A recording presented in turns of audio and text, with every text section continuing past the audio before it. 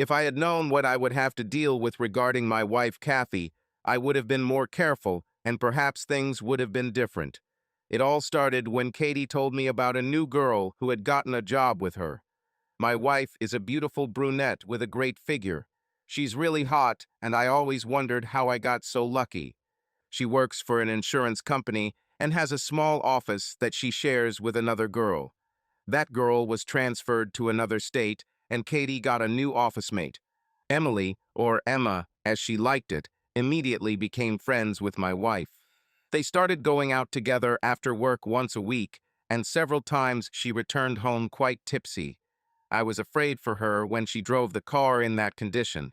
When she returned from these meetings, she became talkative and did not stop talking until bedtime.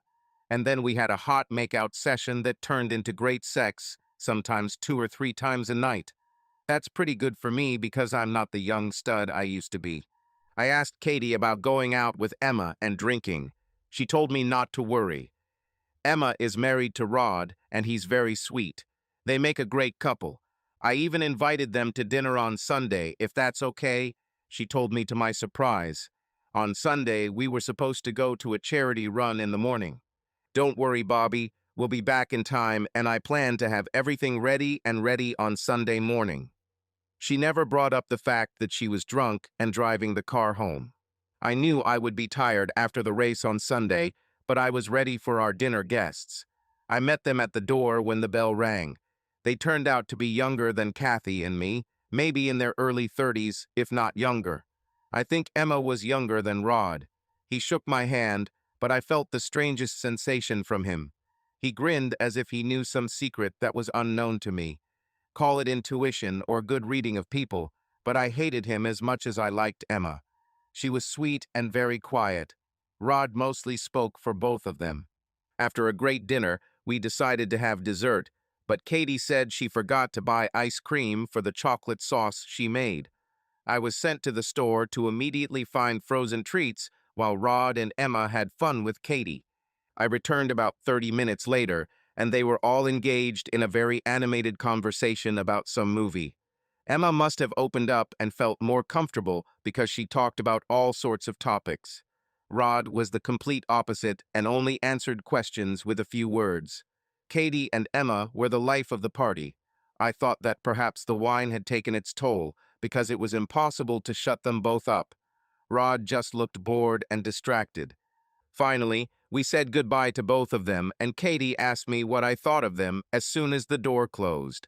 It reminded me of a girl asking her parents if they liked her new boyfriend.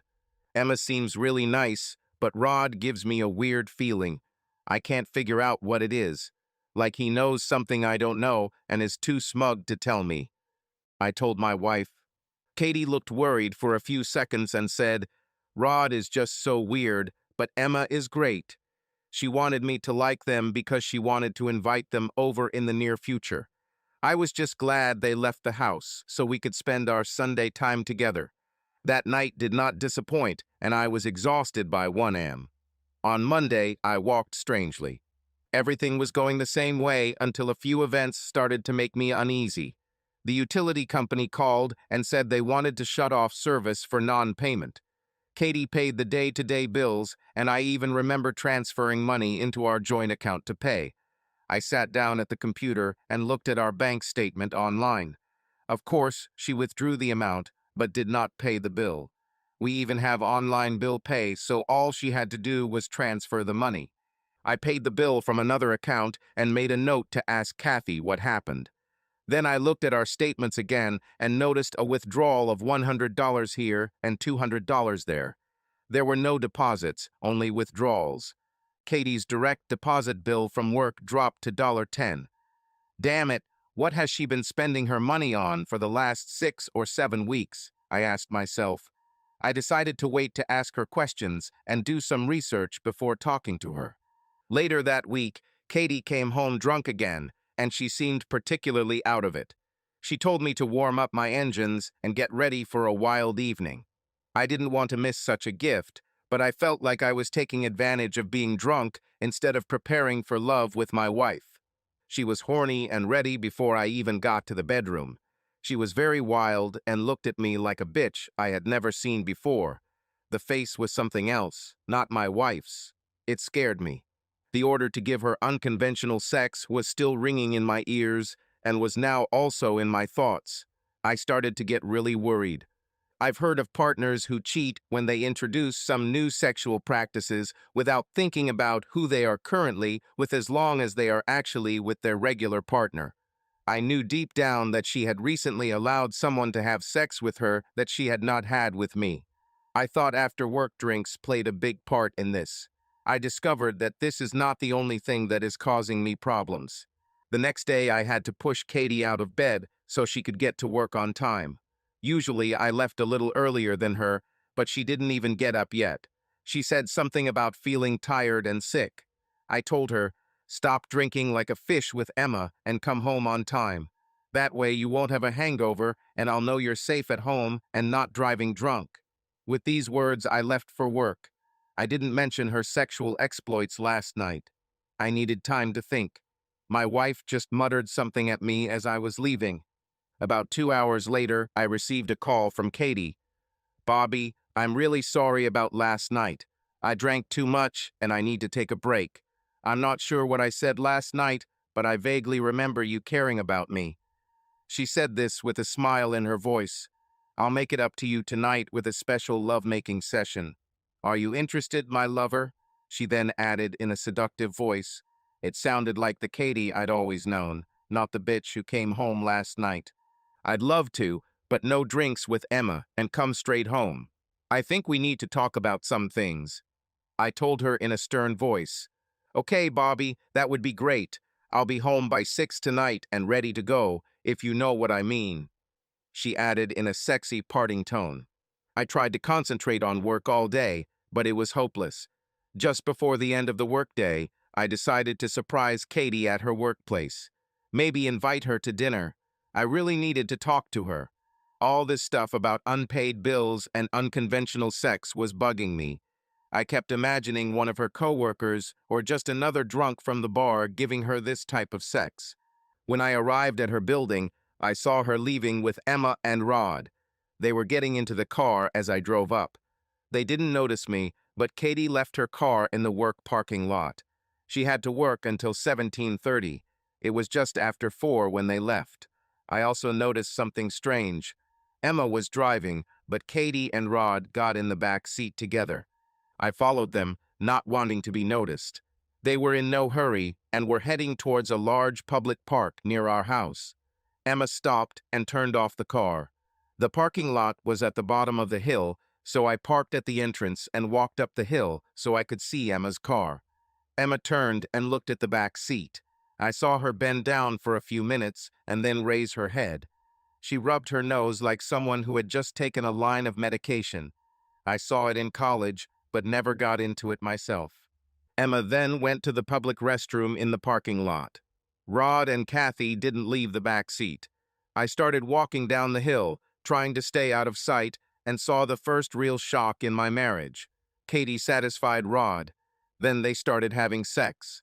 The window was halfway down, and I could hear their heavy breathing and groans. I was 30 feet away and behind a tree. I was crushed inside, but I didn't lose my composure. I took out my mobile phone and turned on shooting mode. Using the tree as a support, I zoomed in as much as possible and took a few shots of Katie and Rod. Rod was sitting in the back seat on the right side, and I was outside on the same side when he yelled for Kathy to get off. There was no doubt who was there and what was happening in the pictures from my phone. It was difficult to continue photographing because I was crying and had trouble seeing at the moment. Out of the corner of my eye, I noticed Emma's return. She sat in the back seat on the other side of Katie. Katie was just wiping her lips when she saw Emma in the car. They did something that amazed me even more. Emma and Katie started kissing. I took a few more pictures and decided that was enough for today. I needed to go away and think in silence. Everything I heard and saw was running through my head, and I needed to get some perspective on it all. I immediately went home. When I entered the house, I noticed something that I had not seen before. The house was becoming dirty. I helped Katie with household chores, washing dishes and vacuuming. I grew up in a large family, and everyone was expected to participate. There was no male superiority here. Just get the job done. Katie couldn't cope with her work. The house also smelled like old garbage. I started cleaning just to keep myself occupied and soon became immersed in cleaning while letting my mind ruminate on the situation. I knew what to do, but I didn't know how. I never knew what Katie was using. I never remembered her mentioning the substances anyway, but she always spoke out against them if there was a news story on TV about an alleged dealer in our area. About 30 minutes later, I looked around and the house was clean. All the smelly trash had been taken out. I opened all the windows and doors and ventilated the room. I then went to the speed dial on our home phone and called her parents. I didn't know what to say, but I wanted to get Katie's mother's opinion. She answered the third call. "Barbara, this is Bobby. Do you have a minute to talk? I need your advice on something, but I need to ask you a question first." I started the conversation with her. "You know that for you, Bobby, anything. What do you need, dear, and what is your question?" She answered me. "Has Katie ever had a problem with substances?" I asked her forehead. She didn't answer, and I thought the line had gone dead before I heard her voice, almost with tears in it, say, "Why do you ask, Bobby?" "No fair, I asked you first, and I want an honest answer too," I insisted. Yes, during her student years, she had problems with substances. We had her go to rehab out of state during her senior year, and she got clean. You met about 9 months after she was discharged. She came back and finished college here in town, and then she met you. You were a godsend, and she truly changed her life thanks to the treatment and your love. We never broached the subject because Tom and I felt it was all in the past, and why drag old skeletons out of the closet if they were meant to stay there. You were sensible and just what she needed. Barbara told me about her feelings and Katie's past. "Well, she's using again, and I think we're going to separate, if not get divorced. I caught her using substances and having sex with another couple for the sake of it. I want you two to meet me here at 6:30 p.m. and see if we can fix this. From what I just saw, she is losing all the love I have for her. I really don't want this. Besides, I might lose my temper and regret what I might do," I confessed to her mother. "Okay, Tom and I will be there at 6:30 p.m. and help you figure it out. Bobby, just remember this, the drugs do the thinking for her, not her," Barbara told me. She's a grown woman, Barbara, and she knew exactly what she was doing. However, I will wait until you come to talk to her. I expect her to be here at 6 p.m. I think this is an intervention. I had heard of them, but never thought I would need one for Katie. "This all took me by surprise," I complained to her. "Just stay calm, and we'll be there soon. Bobby, we've been in your shoes, and we're more than willing to help you and Katie. You were a wonderful son-in-law, and I wouldn't want to lose you because of the devil's dandruff," Barbara finished. "Devil what?" I asked her. "That's what Tom and I call the drugs, devil's dandruff. We have found that it makes us lose all respect for ourselves and our family. You will steal, lie, and do things you never thought you would do just to get the drugs. Just stay calm, and we'll be there soon. We love you, Bobby, and Katie loves you," Barbara said, ending the conversation with me. Great way to show it off, I thought to myself as I hung up. I waited until 6 p.m. and Katie pulled up to the house. She walked in and had dilated pupils and glassy eyes. She looked around the house and said something about how clean it was. "Not thanks to you," I added under my breath. I was slowly losing what little patience I still had. "Katie, why don't you take a shower now? Meet me in the living room when you're done. I need to talk to you about some bills," I suggested to her. She seemed out of it and said a shower was a good idea. I also wanted her to wash away the dirt she brought with her from her new favorite friends. I'd never wanted to hit my wife before, but I felt my fist clench as she went into the shower. Her parents showed up about 20 minutes later, and I invited them into the house. I saw Barbara crying, and Tom looked like he'd been punched in the stomach. They weren't happy to be here, and I could almost tell by the look on their faces that they thought it was all over, and now it was back again. I took out Katie's wallet and told her mother to look inside. At the bottom lay a piece of paper folded into a small envelope. She pulled it out with a disgusted look on her face. That crap almost destroyed her last time, and here it is again. I'm so sorry, Bobby, she's using again, was all her mother could say. Tom just watched with a small tear in his eye. They both looked at me sadly, as if they had been here before. I was glad I asked them to come talk to Katie because their expressions gave me the determination to save Katie and our marriage. Finally, Katie came downstairs wearing shorts and a top. She had just entered the living room when she saw her parents. The look on their faces said it all, and then she saw the envelope containing the drug that Rod had given her earlier, sitting right next to her wallet on the coffee table. She stopped halfway and just looked at us all. You had no right to go through my wallet, she screamed at her mother. She had a wild look in her eyes, like an animal in a trap. I told her, Katie. I knew what you were using, I answered calmly. She turned and rushed at me with a look I had never seen on her face before. She was shocked, annoyed, and angry at the same time. It was almost a, how dare you interfere in my life look. She didn't say those words, but it was obvious from the expression on her face. What do you care, you bastard? I'm a grown woman, and you need to stay out of my business, Katie yelled at me.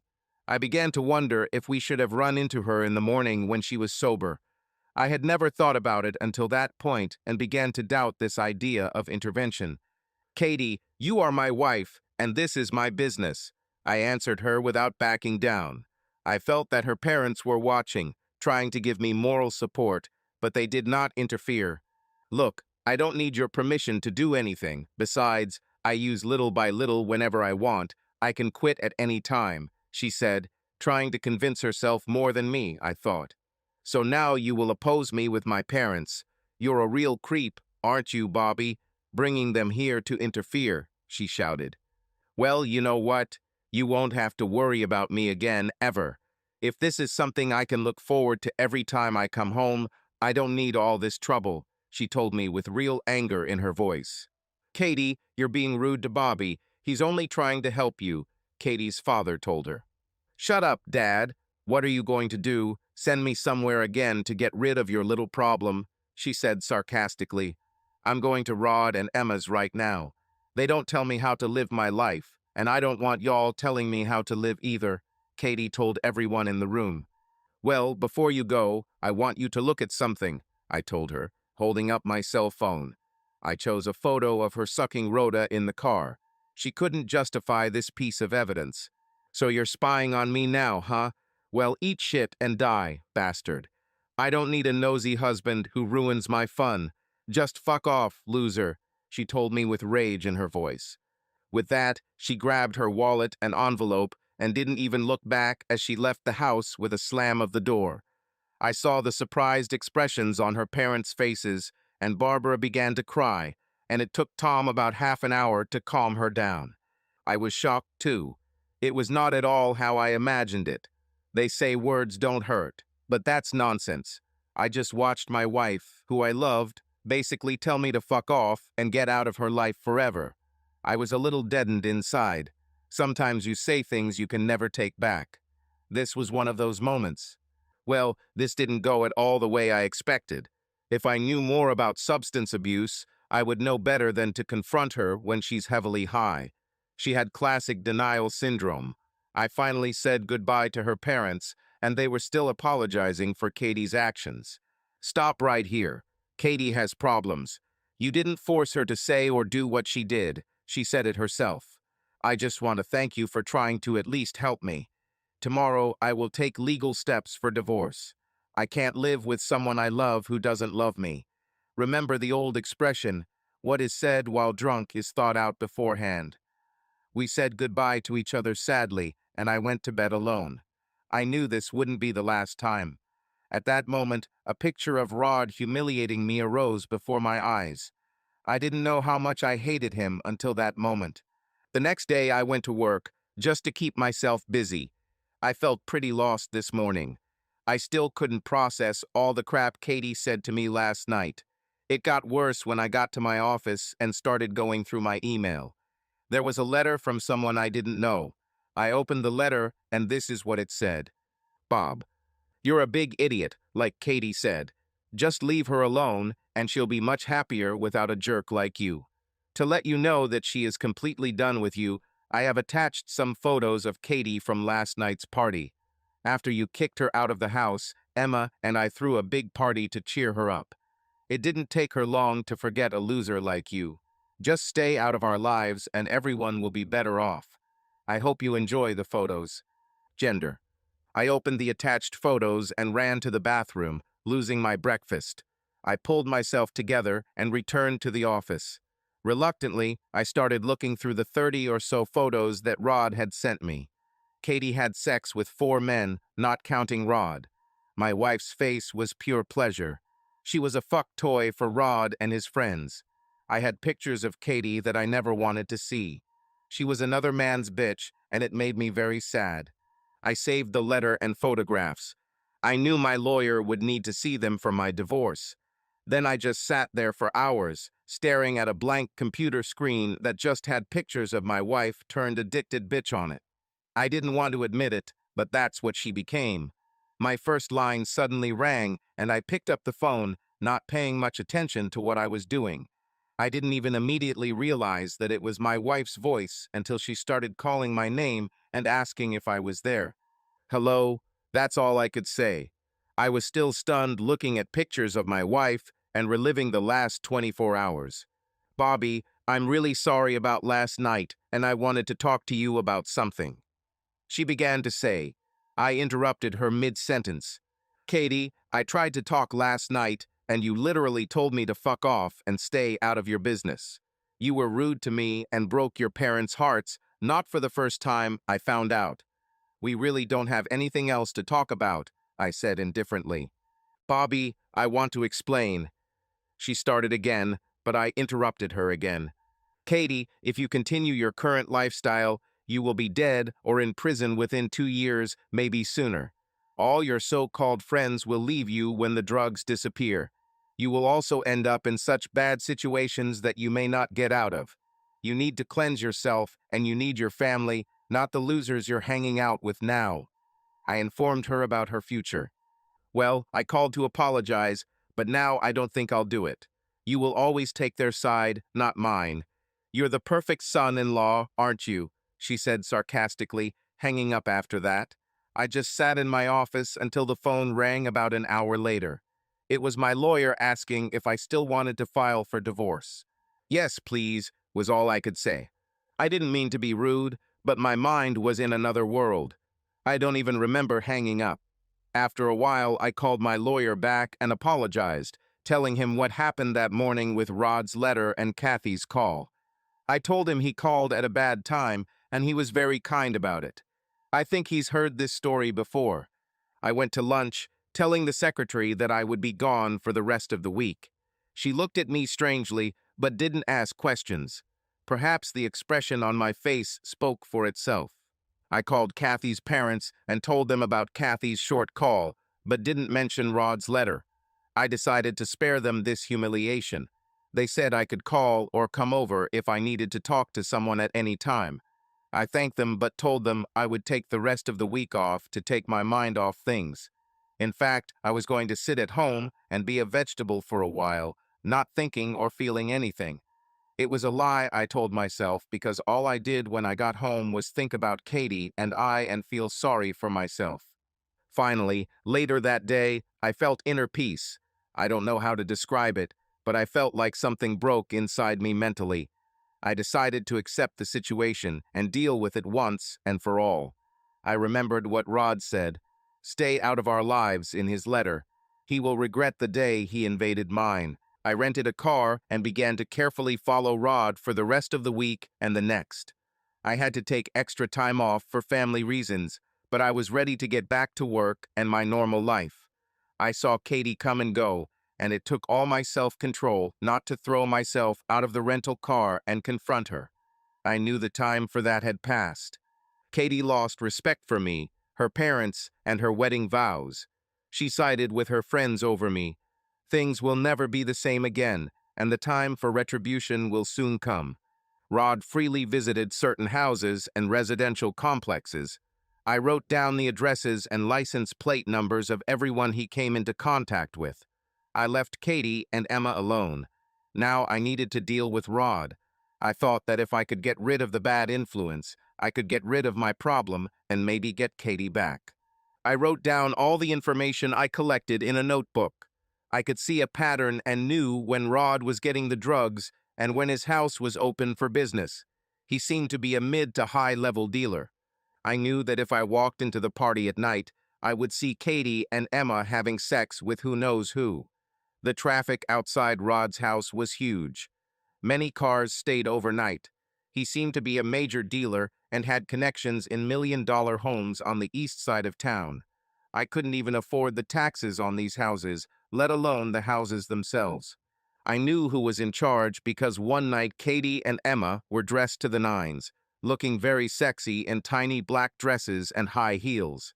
It was Saturday evening and my vacation ended the following Monday. Her beauty was still there, but now she seemed ugly to me, as if I had never seen the real her before. They went straight to the expensive house that Rod came to every 3 days. I thought the girls were a treat for the well-connected boss. I waited half an hour, then started walking around the house to try to see something. The bushes around the house hid it from prying eyes. I could see inside as soon as I walked around them through the large picture window. All the 100 people were there having sex. I took a few pictures with my cell phone. Not to capture my wife having sex, I already knew that.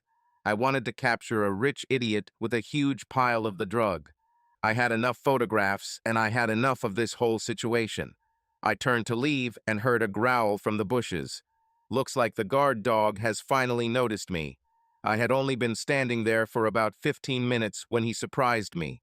He jumped at me, but I pulled out the long knife I kept in my belt in case Rod or his friends caught me spying. The dog jumped on me at the same moment when I took out the knife. I won and the dog lost. I didn't kill him, I just wounded him, and he ran screaming into the backyard. After a quick exit, I headed home and made the call I knew I had to make. I had friends all over the city, and one of them was an old friend. He was now the head of the criminal investigations department of the local police. He was surprised by my late call, but was glad to hear from me. He had heard rumors about Katie and me, but didn't know how to ask me about it. Finally, he made up his mind, and I said that this is exactly what I need to talk to him about. We agreed to meet the next day at the police station.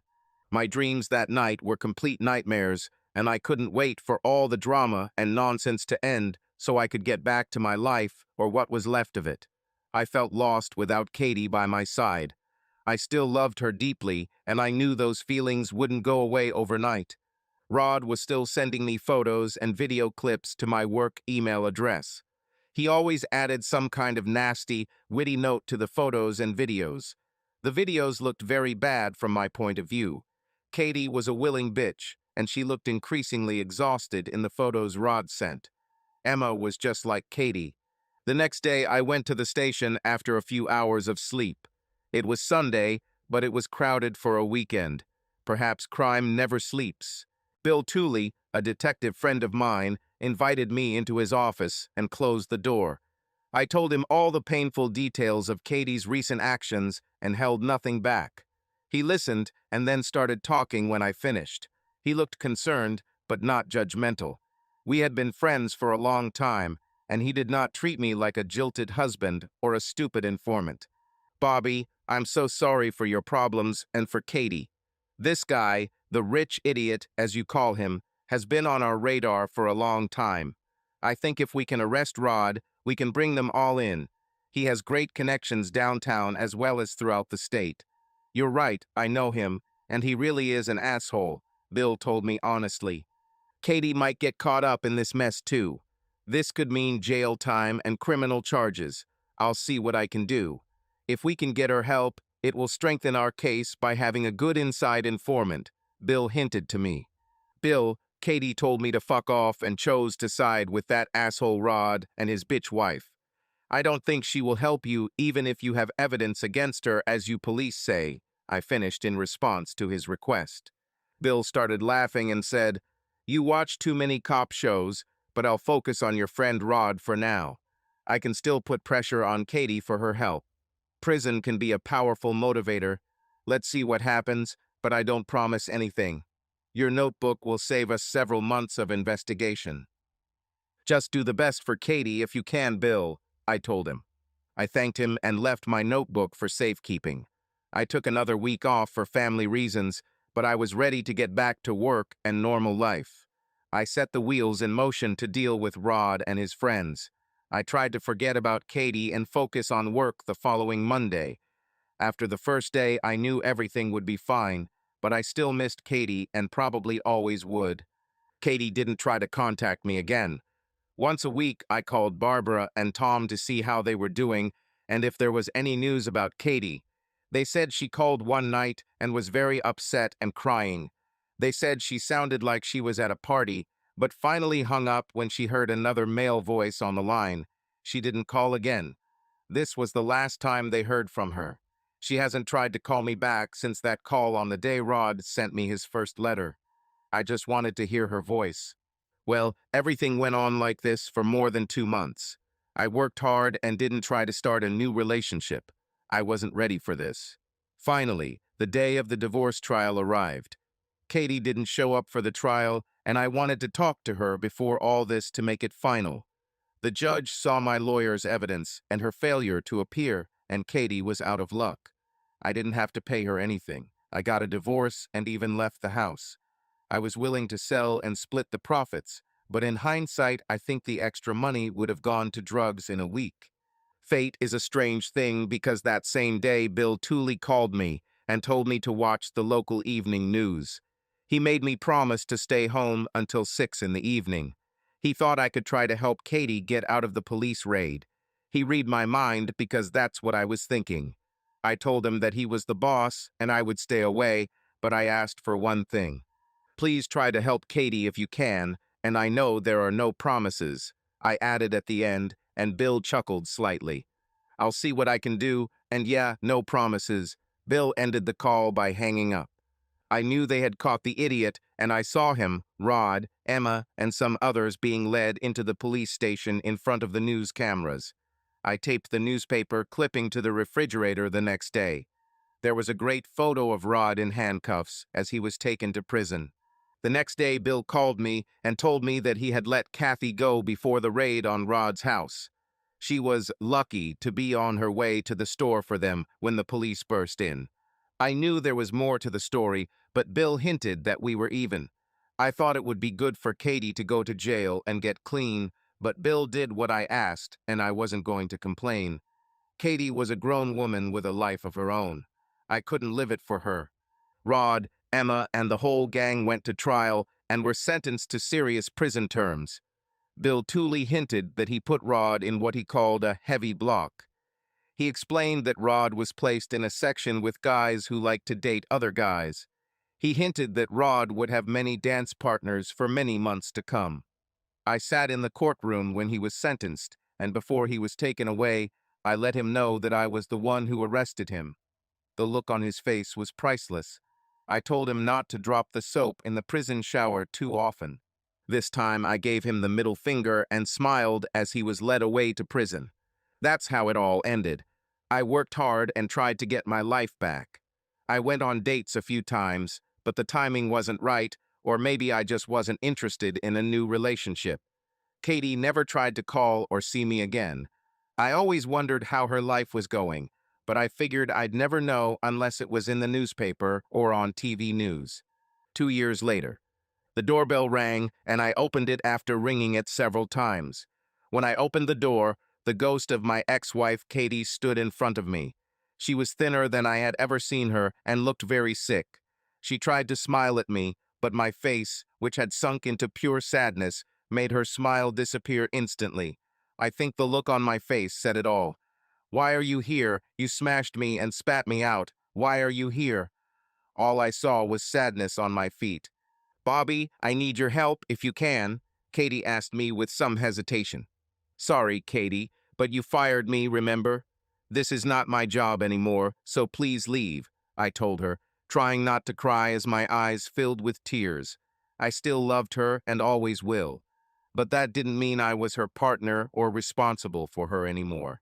"Bobby, I'm so sorry. Everything you predicted has come true." I am very sick, everyone has left me, and I no longer have friends or anywhere to live. Katie told me about her current problems. I have never seen her as broken as at that moment.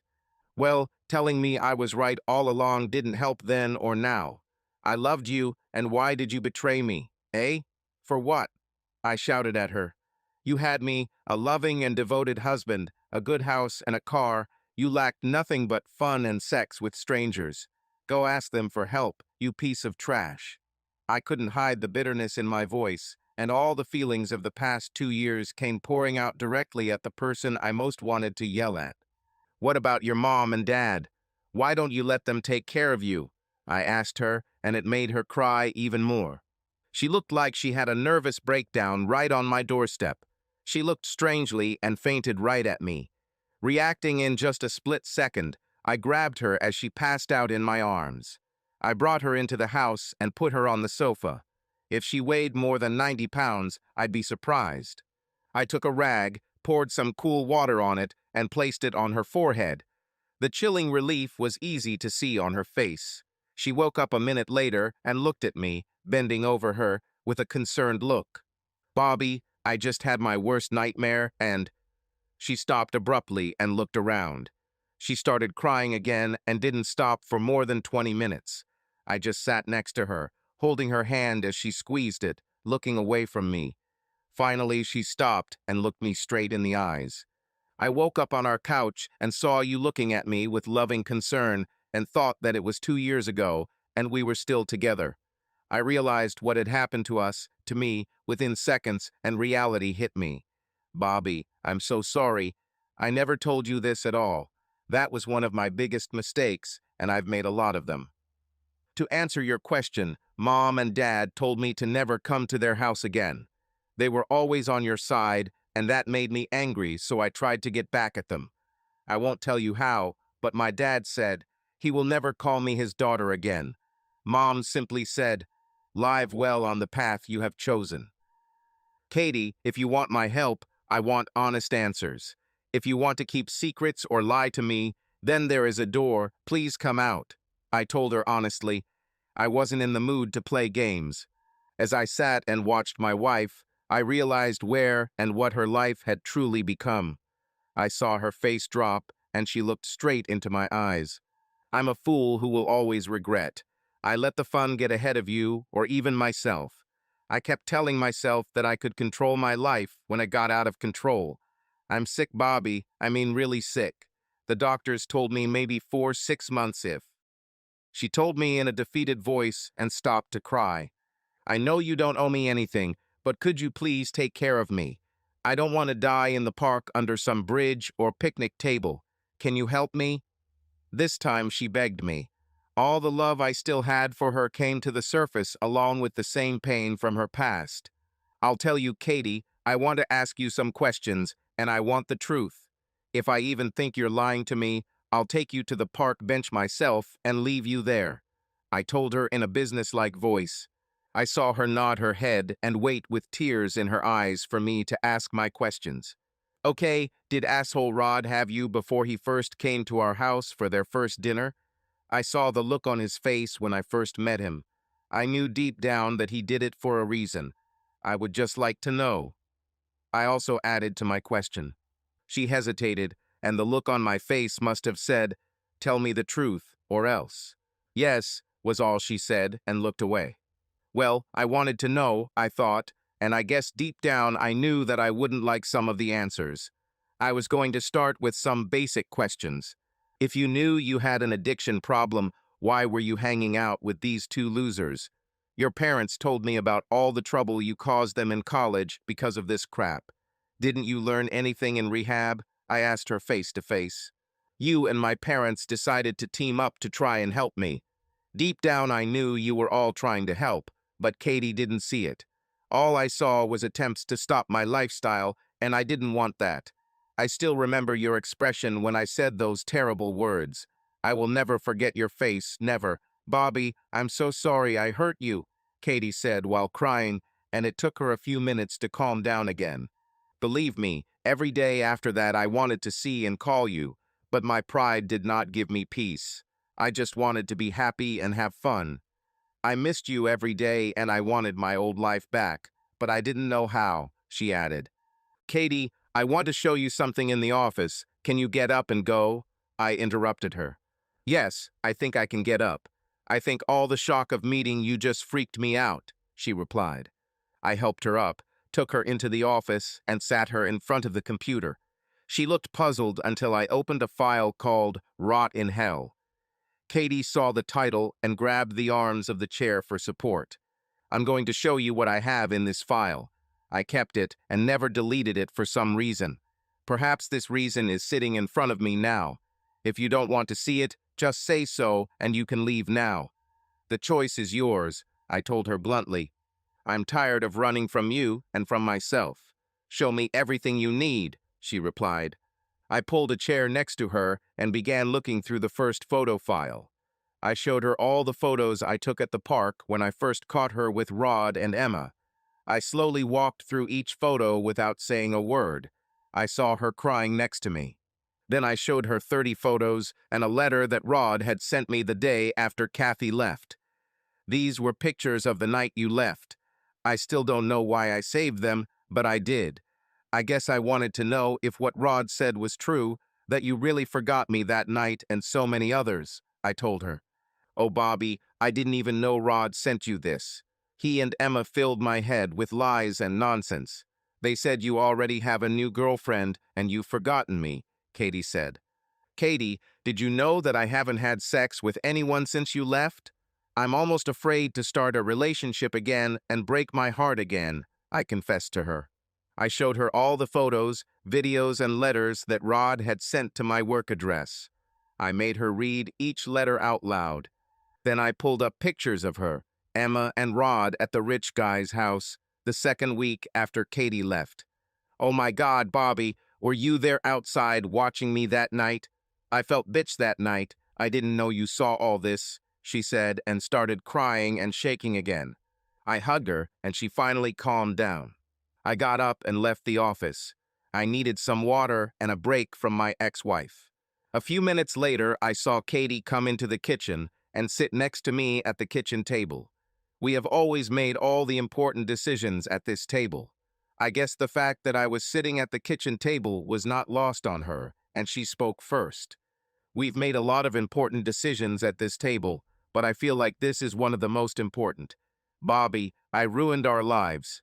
You were the only good thing in my life, and I threw you away without an explanation or thought about your feelings. I forgot that there was someone else besides me, but you brought it all back to me with your photographs. I'm sorry. I'm even more sorry now than I've ever been about anything in my life. I'm sorry I lied and left you. I lost what was truly beautiful in my life for ugliness," she finished. "If I were you, I wouldn't blame you if you told me to go to hell right now. I know I deserve this and probably more, but will you let me stay here until the end? That's all I can ask of you," she told me with complete honesty in her eyes and voice. I didn't answer right away. I needed time to think and digest everything she confessed to me. "Are you still using it? Honestly?" I asked her face to face. "I have been clean for over 4 months now. As soon as I got clean, I contracted HIV and some other nasty infections transmitted through sex. I think this is God's way of punishing me for leaving you. I thought I could come back clean and honest, and maybe you'd still be single and we'd have a chance again. I know that you still love me, but sometimes that's not enough. Now I have a death sentence because of my past wild lifestyle." Katie told me this with tears in her eyes. "Okay, last question. What did you do to your father that made him disown you?" I asked a shocked Katie. She just turned away and didn't answer at first. "Okay, here is the door. I wish you a good life." That's all I could say as I turned to leave. She looked shocked and hesitated before answering. I brought 4 black men into my parents' bedroom, and they were there. Calm down with me sex. At first, the guys didn't want to leave and started laughing at the fact that my dad had a daughter who was a bitch. Then they started commenting on whether mom was so good in bed. And at that moment, my dad went crazy and took out a shotgun. He made 2 holes in the ceiling of the bedroom with his first shot, and all the guys ran away from there. I didn't say anything to her for several minutes while I thought about the whole situation. Finally, I told her, "You can stay in the guest room as long as you need. If I ever see you foolish or high, I will tear you away from me forever. Do we understand each other?" I finished. Katie just hugged me and said, "Thank you." I took her to the guest room and made her comfortable. I went downstairs and made Katie a home-cooked meal because she looked like she had eaten somewhere in the past week and looked very sick. This was the beginning of the end. We never had sex or talked about it. I kissed her forehead every night before she went to bed. I think she thought it was beautiful and always fell asleep with a big smile on her face looking out at the world. One day, she asked me to get rid of a newspaper photograph of Rod being taken away in handcuffs from a refrigerator by the police. She said she didn't like seeing him in the kitchen every morning. I told her no because it would remind us both of what we had lost. In this regard, she surprised me by saying one day, "I have to thank you for the anonymous warning call on my cell phone on the night of the big arrest. I left Emma's house as ordered, and a minute later the police burst into the house." Katie told me, "Bobby, there wasn't a day that went by that I didn't think about you, and I had a very foggy time towards the end. I always knew deep down that your love for me was real. Everything else was nonsense, screwed up to fully realize it." She told me honestly. I cared for her for the next 3 months as her health deteriorated. A simple cold would have nearly killed her, and I developed germ phobia trying to keep her healthy as best I could. I finally hired a nurse to come in near the end. Her parents wanted to know how she was doing. I told them all about her health and how she was getting worse. Finally, I told Katie that her parents were in the hallway and wanted to see her. They had been keeping their distance for the past 3 months, but after I told them she didn't have much time left, they insisted on meeting her. When they walked into our guest room, they were both amazed and saddened by how small and fragile it was. Not the daughter they remembered. They didn't see her for more than 6 months. They essentially disowned her, but in the end, they changed heartily. They always loved her, but they were hurt too. I let them get together and express their opinions to each other. Before they left, they thanked me for being so kind to someone who didn't deserve it. "Bobby, you have always been a good person. Never forget that, no matter what happens in your life," Barbara told me, kissing me and leaving. Her father just hugged me tightly, wiped away my tears, and left without saying a word. It was a good thing they saw Katie for the last time, because she died the next day from complications of pneumonia. Her body was too weak to fight it, and she died in her sleep, peacefully, and with a satisfied smile on her face from me kissing her goodnight, as I always did. It's funny how fate closes the door but opens the window. The funeral was organized by Katie's parents. I was too crazy to do any of this. I was still dealing with losing my wife for the second time. This time it was the final.